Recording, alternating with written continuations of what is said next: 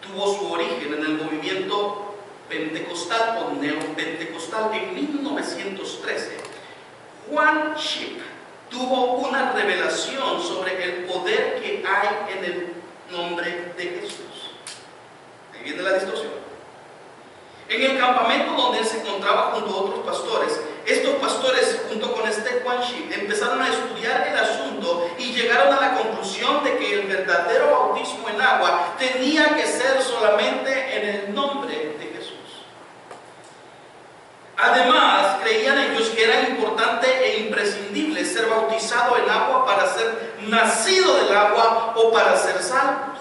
Es por eso que muchas iglesias hoy predican que usted es salvo hasta que usted se bautiza. Y no es lo que enseña la Biblia. Empezaron entonces a bautizarse de nuevo según esta fórmula. O sea, los que ya se habían bautizado, empezaron ellos quizás a rebautizarlos, a decir, ahora te vamos a bautizar solo en el nombre de Jesús. Y a todos aquellos nuevos creyentes que venían a la iglesia, los bautizaban bajo esta nueva norma. Las congregaciones que ponen la revelación particular al mismo nivel con la Biblia están a merced de cualquier error. La nueva luz, o la nueva enseñanza, se esparció rápidamente y ganó muchos seguidores. Y entre las iglesias organizadas que se formaron de ese movimiento, las más fuertes se hallan en varios países. En El Salvador, por ejemplo, mi país de origen, hay una iglesia de la Luz del Mundo. En nuestros días, muchos cristianos evangélicos consideran a la iglesia apostólica de la fe en Cristo, quien es una de las principales promotoras de esta enseñanza, son unitarios, pero ellos mismos se consideran como un movimiento cristiano evangélico. Es decir, aparentan creer lo mismo que nosotros, pero no creen lo mismo que nosotros.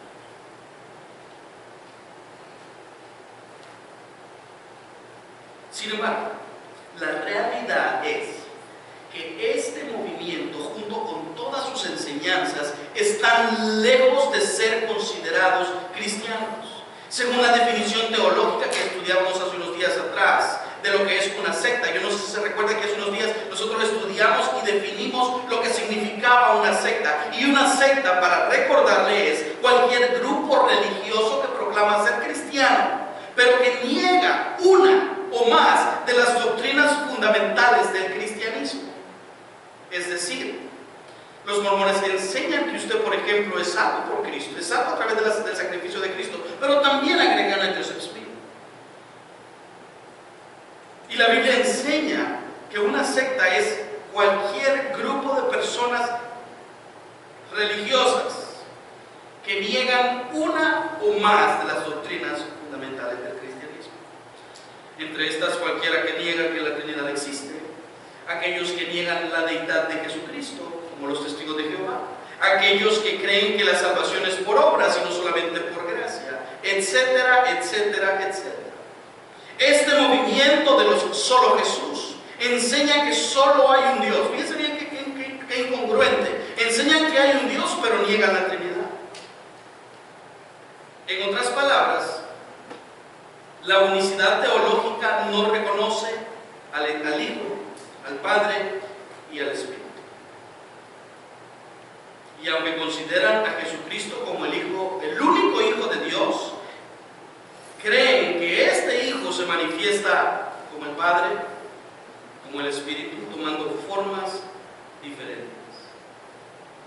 Hay un Dios, hermanos, que se revela a sí mismo tomando diferentes maneras. Los grupos antitrinitarios, la gente que no cree en la Trinidad, acostumbran a decir que la doctrina de la Trinidad no es bíblica porque la palabra, y a esto yo quiero que usted le preste mucha atención. Estos grupos dicen y acostumbran a decir que la Trinidad de la cual la Biblia habla no es bíblica porque la palabra Trinidad no aparece en la Biblia. Y aunque tienen razón, debemos saber que la palabra Trinidad como tal no se encuentra en la Pero nosotros debemos estar preparados para contestar estas enseñanzas, porque aunque la palabra Trinidad no está en la Biblia, sí la Biblia desde Génesis hasta Apocalipsis hace referencia a Dios Padre, a Dios Hijo y a Dios el Espíritu Santo. ¿Cómo podemos entonces nosotros contestar este desafío? ¿Qué debemos saber nosotros con respecto a esto, a esta enseñanza? Por ejemplo, la palabra encarnación tampoco aparece en la Biblia. Pero todos sabemos que Cristo se hizo hombre, Cristo se encarnó para morir por nuestros pecados. Otro ejemplo, la palabra omnisciente. ¿Qué es omnisciente? Hermanos, ¿no saben lo que es la omnisciencia de Dios? ¿Cómo? Esa es omnipresencia de Dios. La omnisciencia de Dios es que Dios conoce incluso que ahorita usted está pensando qué va a ir a comer después del servicio y no está poniendo atención. Esa es la omnisciencia de Dios. Dios conoce todo lo que estamos pensando. Y Dios conoce todo. No hay nada oculto que Dios no sepa. Esa palabra tampoco está en la Biblia. Pero sabemos que a la luz de la palabra vemos que Dios lo conoce todo, aún lo que hay en mi corazón, aún lo que hay en mi mente, aún nuestros deseos carnales, aún nuestras buenas intenciones, aún esa compulsión por estar y vivir en la carne. Dios lo conoce todo, porque no hay nada que Dios no conozca de usted ni de las cosas que suceden en el mundo. Él lo conoce todo, aunque no solo Jesús lo niegue. La primera mala enseñanza de esta secta es que el bautismo salva. El bautismo salva. La Biblia, hermanos, claramente establece que lo único que salva al hombre es el Evangelio. Y el Evangelio es Jesús, no el bautismo. Por eso la Biblia dice en 1 Corintios 15, versículos 1 al 2. Además, decía Pablo, os declaro, hermanos, el Evangelio que os he predicado, el cual también recibisteis, en el cual también perseveráis, por el cual asimismo retenéis la palabra que os he predicado, sois salvos. ¿Por qué? Por retener la palabra que os he predicado. Si no, dice Pablo, si no retenéis, si no respondéis a esa palabra, a ese mensaje del Evangelio en arrepentimiento y fe, dice Pablo, creísteis en vano.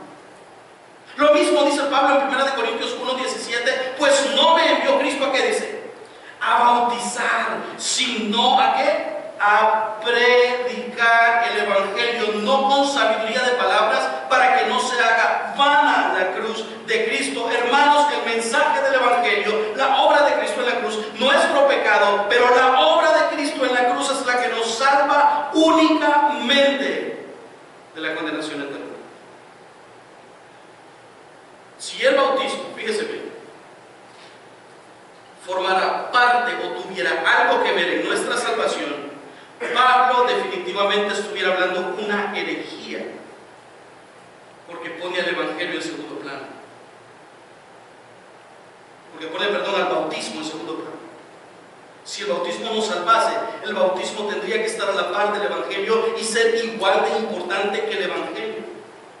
Es por eso que nosotros vemos un ejemplo bien bonito en Hechos capítulo 2, cuando Pedro predicaba a una multitud y dice que 3,000 de ellos respondieron al Evangelio. Y entonces estos varones, cuando respondieron al Evangelio, le dijeron a Pedro, Pedro, ¿y ahora qué hacemos?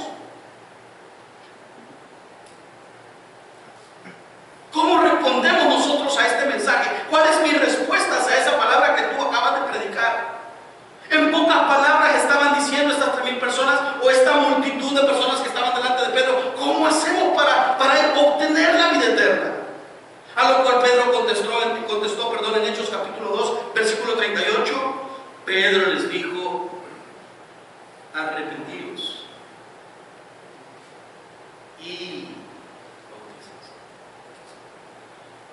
Pero ¿qué es lo primero? La respuesta del hombre al Evangelio a través de su arrepentimiento, dice Marcos capítulo 1 versículo 15, arrepentíos y creed en el Evangelio. Por eso Pedro les dijo, arrepentíos y bautícese cada uno de vosotros en el nombre de Jesucristo para perdón de los pecados y recibiréis el don del Espíritu Santo. Hermano, el arrepentimiento, a lo cual sigue la fe, es lo primero, es lo que me salva, es lo que me redime. El bautismo es la comprobación. Todos hemos escuchado que es un mandamiento de obediencia, amén, también. Pero el bautismo es la comprobación de lo que Dios ha hecho en usted. ¿Y cómo se lo puedo explicar? Lo primero que el hermano Sergio quiso luego de bautizar, de entregar su vida a Cristo, ¿qué fue? Bautizarse. Lo primero que hermana Xiomara quiso luego de entregar su vida a Cristo, ¿qué fue? Bautizarse. Porque la respuesta mía del Evangelio fue real, fue genuina, y esa respuesta ha hecho que yo quiera hoy bautizarme para que la gente vea no solo que yo hice una profesión de fe genuina, sino la muestra de lo que Cristo ha hecho en mi vida, hermanos. El bautismo no salva. Aunque usted escuche afuera iglesias que digan que sí salva, la Biblia enseña que lo único que salva al hombre de pecado, de sus pecados, es el Evangelio. No hay otra obra que podamos hacer para alcanzar el Evangelio, porque entonces si vamos a ser salvos por el bautismo, entonces serían a través de las obras. Ah, no, si tú te bautizas, tú puedes ser salvo. Y Efesios 2:8 dice que no por obras, 2:8-9 dice que no por obras, para que nadie dejaría de ser por gracia entonces.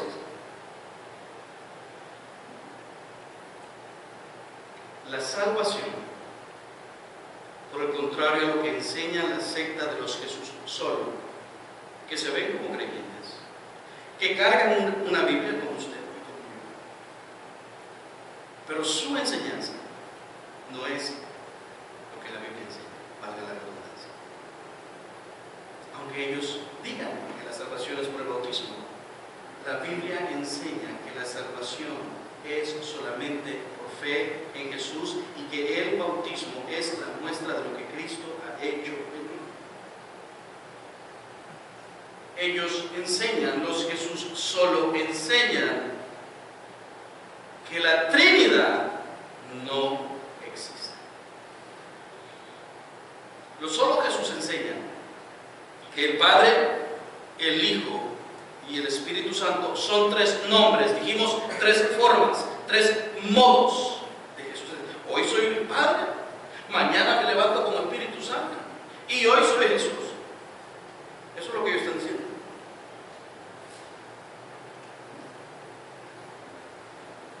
Incluso están tan mal que para respaldar su enseñanza utilizan incluso citas bíblicas. Ellos utilizan la cita de Isaías 44:6, la que dice de la siguiente manera: así dice Jehová, Rey de Israel y su Redentor, Jehová de los ejércitos, yo soy el primero, yo soy el postrero, y fuera de mí no hay Dios. Utilizan otra cita bíblica en que se encuentra en Deuteronomio capítulo 6 versículo 4, lo cual se conoce como el gran Shema de Israel. Oye Israel, Jehová nuestro Dios, Jehová uno es. Hermano, hay un solo Dios, hay un creador, hay un salvador, un redentor, un alfa y omega, el principio y el fin. El problema es que ellos ponen demasiado énfasis en la verdad bíblica de la unidad de Dios y cierran los ojos poniendo demasiado, o sea, es lo más importante sin ver lo demás, como nos pasa a nosotros en muchas ocasiones. Vemos lo más importante y dejar lo demás, bueno, eso es esto. Entonces ellos ponen tanto énfasis en esa unicidad de Dios que dejan de lado el resto de la verdad que está en la Escritura, porque son demasiados los pasajes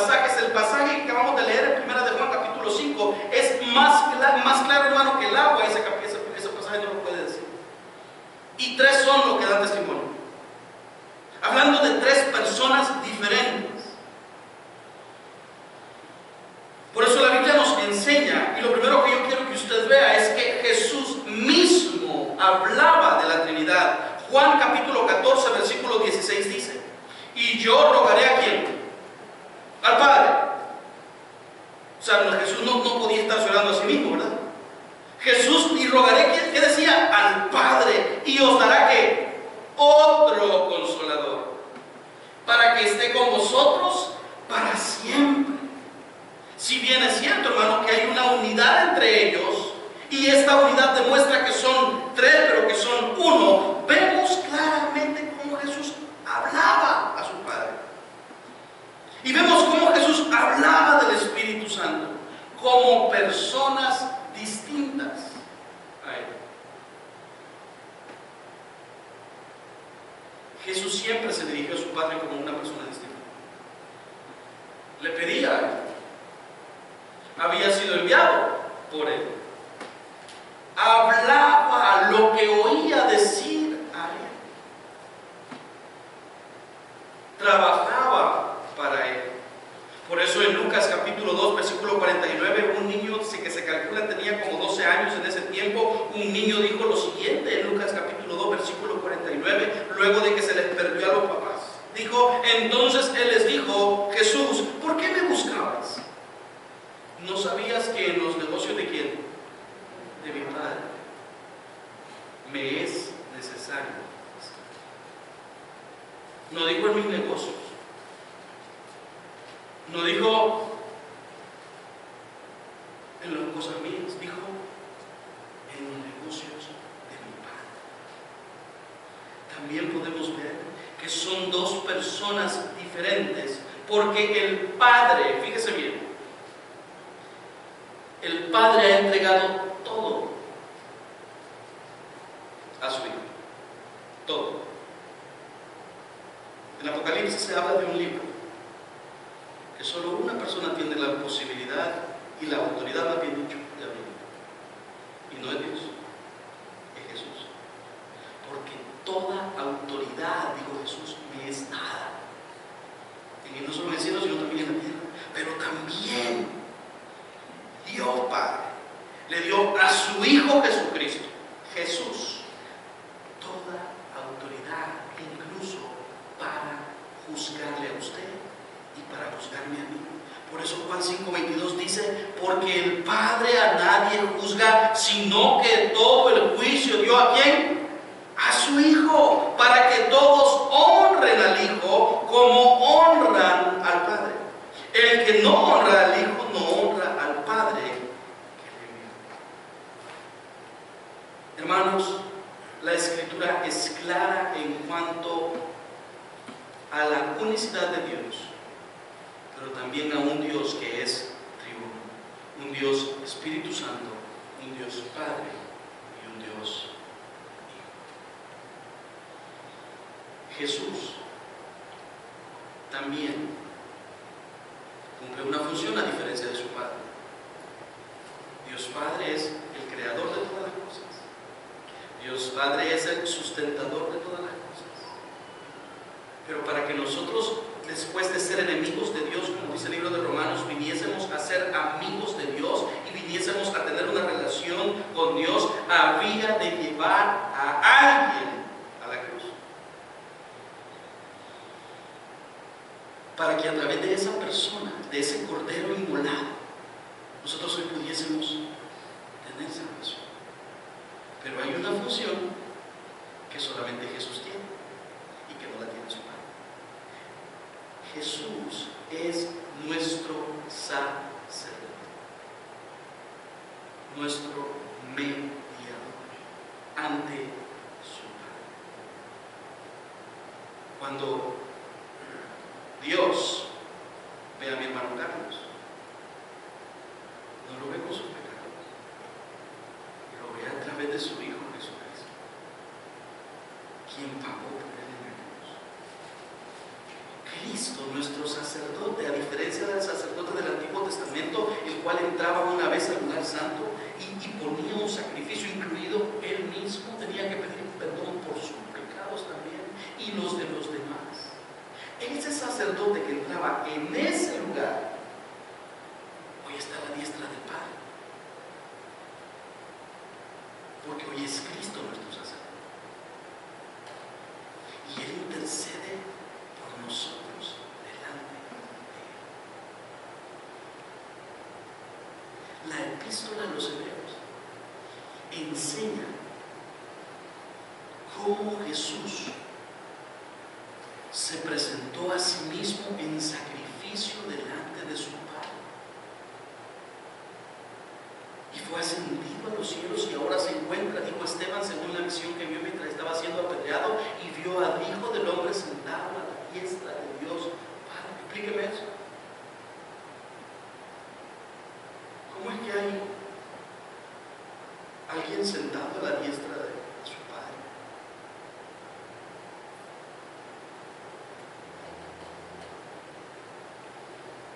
Porque Jesús está intercediendo por nosotros como nuestro sumo sacerdote, mientras que los de la secta solo Jesús, al ser confrontados con este hecho, niegan que alguien pueda estar en el cielo intercediendo y orando por nosotros. Pero Hebreos 4:14 dice lo siguiente: por tanto, teniendo un gran sumo sacerdote que no entró al lugar santísimo como el del Antiguo Testamento, sino que traspasó los cielos, Jesús, el Hijo de Dios, retengamos nuestra confesión. Cristo vive para interceder por nosotros. Un abogado tenemos, dice la Escritura. No hay otro mediador. Cuando enseñábamos acerca del catolicismo, no hay otro mediador. Solamente Dios, solamente Jesús es el mediador entre Dios y los hombres.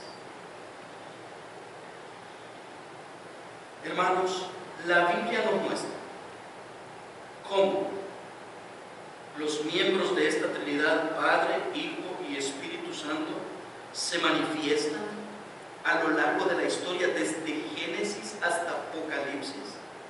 Cómo las tres personas de la Trinidad, siendo un solo Dios, triuno, cuando usted oiga de la triunidad de Dios, está hablando de eso, de que Dios es un Dios, pero es tres.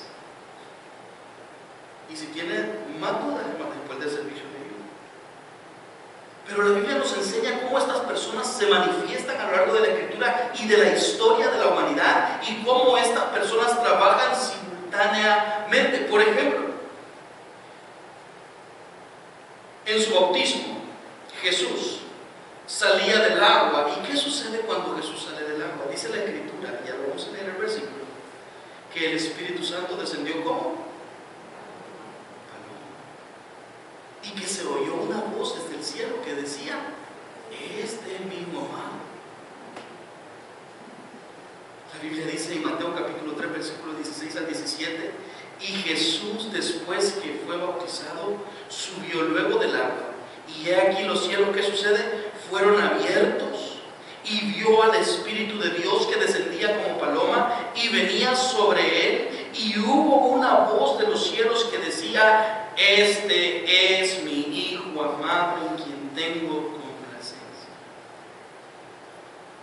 Dice la Escritura también, y eso se los acabo de mencionar este versículo, dice la Escritura también que cuando Esteban estaba siendo apedreado,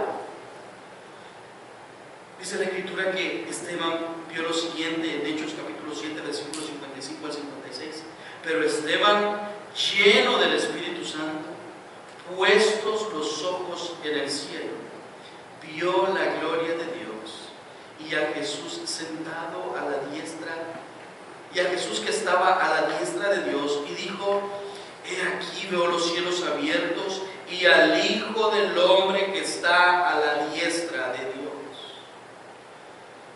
Lo mismo exactamente sucede en la anunciación del nacimiento de Cristo. Cuando el ángel Gabriel anunció a María la encarnación, la de encarnada era otra cosa. La reencarnación es otra cosa. Pero la encarnación es cuando Jesús tomó, la palabra proviene del latín encarni, que quiere decir alguien que toma un cuerpo carnal, físico.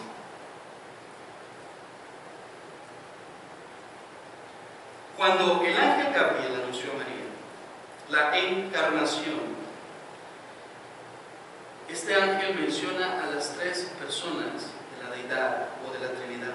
Lucas 1:35 dice, respondiendo el ángel le dijo, el Espíritu Santo vendrá ¿sobre quién? Sobre ti, María, y el poder del Altísimo te cubrirá con su sombra. Por lo cual el santo ser que nacerá será llamado ¿cómo? Hijo. Hermanos, después de estos 3 versículos claritos, ¿puede todavía algún hombre sobre la faz de la tierra negar la Trinidad de Jesús, de Dios, como la niegan los Jesús solo? Debemos estar alertas. Debemos mantener nuestros oídos atentos a cualquier enseñanza que no proviene de la palabra de Dios. Los apóstoles creían y predicaban, enseñaban acerca de la Trinidad. Hermanos, si algo debemos resaltar de la predicación de los discípulos de Jesús o de los apóstoles, es que su predicación fue exactamente igual a la de nuestro Señor Jesucristo, sin cambiarle nada, sin agregarle nada y mucho menos sin quitarle algo a la enseñanza. No como en nuestros días.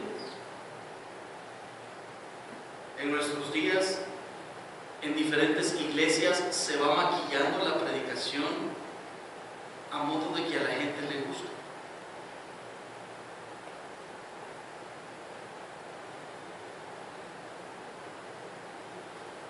Y las iglesias en donde se predica lo que la gente quiere escuchar son las que más se llenan. Hermano, yo busco un buen profeta de esos que hay en Facebook y en todos lados y lo traigo. Yo le garantizo que lo lleno así. Yo sé cómo llenar este lugar así. Yo sé, hermano, cómo hacerlo. Pero no le voy a fallar a usted, le voy a fallar al Señor.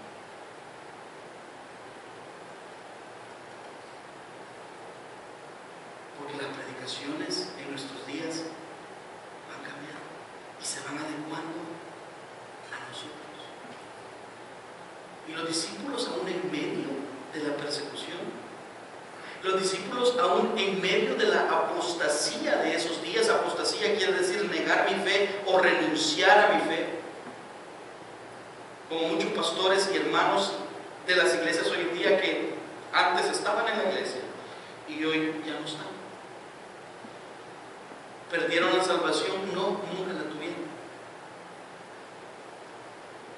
Ahí el capítulo 5 de 1 de Juan le puede decir también a usted, o el 4 o 5. Nunca la tuvieron, apostataron de la fe. Los discípulos aún en medio de esa apostasía y aún en medio de esa persecución continuaron fielmente enseñando el mensaje de salvación. Y al irnos a la Biblia encontramos, por ejemplo, con respecto a la salvación, que dice lo siguiente.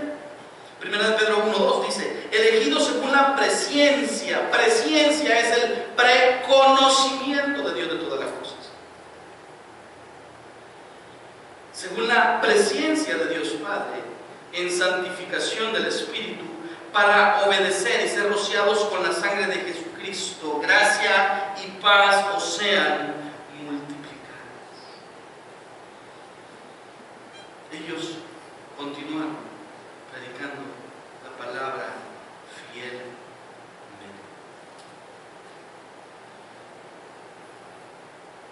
Y este versículo claramente habla de Dios, del Espíritu de Jesucristo. Hemos sido escogidos desde la presciencia, el preconocimiento de Dios. Hemos sido apartados, santificados, que en el original griego quiere decir apartados, por el Espíritu, dice este verso. ¿Ya van 2 personas ahí? Dios nos escogió, Dios nos santificó y nos salvó a través de ¿qué? De la sangre de su Hijo Jesucristo. El Espíritu es la garantía de nuestra salvación. Es el sello, dice Efesios capítulo 1, versículo 13, de nuestra salvación. Por lo tanto, esta enseñanza es y representa un gran peligro, porque pretende ser más importante que las Escrituras. Y no hay nada que el creyente deba creer que lo que está en las Escrituras. Nada ni nadie está por encima de las Escrituras. Porque lo más probable es que si yo tengo un sueño esta semana y vengo el domingo a predicar en base a ese sueño y no hablo la palabra del Señor y empiezo a decirle que cada quien va a poner 100, lo más probable es que el siguiente domingo yo no me hablo. Porque nadie está por encima de las Escrituras, ni siquiera la falsa enseñanza de los Jesús solo. Y es que la Biblia, hermanos, es nuestra máxima fuente de autoridad. La Biblia le guía y le enseña a usted cómo usted debe vivir. ¿Piensa bien? Y yo nunca, por ejemplo, si la Biblia es mi moral de manual de fe y de conducta, fíjese que yo nunca he predicado así aquí acerca de la vestimenta de nadie. ¿Cuál es el manual?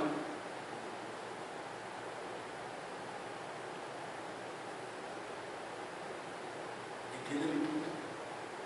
La Biblia me enseña a mí a vivir en cada área de mi vida.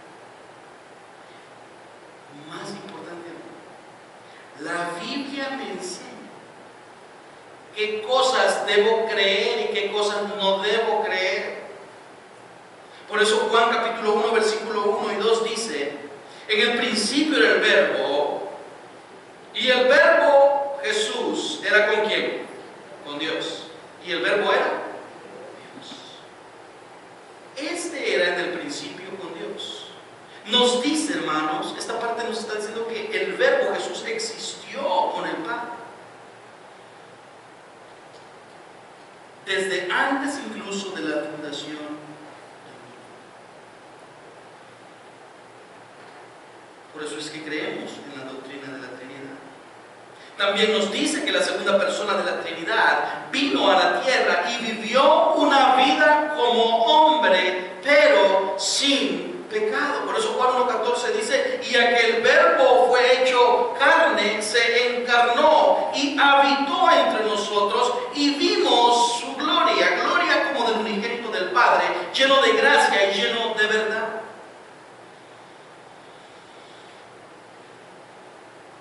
Conocemos a Dios Padre a través de Jesucristo. Por eso Jesús decía en Juan 14:9: tanto tiempo hace que estoy con vosotros y no me habéis conocido, Felipe. El que me ha visto a mí, decía Jesús, ha visto al Padre. ¿Cómo dices tú? Muéstranos al Padre. Hermanos, la enseñanza bíblica es bien clara. Debemos entenderla, comprenderla y pedirle al Espíritu Santo que nos dé la capacidad de discernir el bien y el mal. Debemos conocer nuestra fe.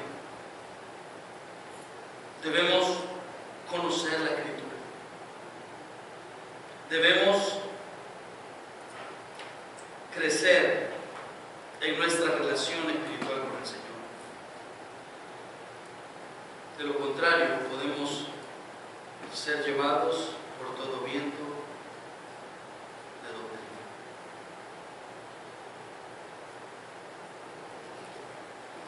¿Qué entonces hago? Porque cuando uno está hablando con una persona que cree diferente a uno, y esta persona con la que yo hablaba acerca de este tema, él sabía que yo era cristiano. Y a veces a uno dan ganas de que vaya para el infierno,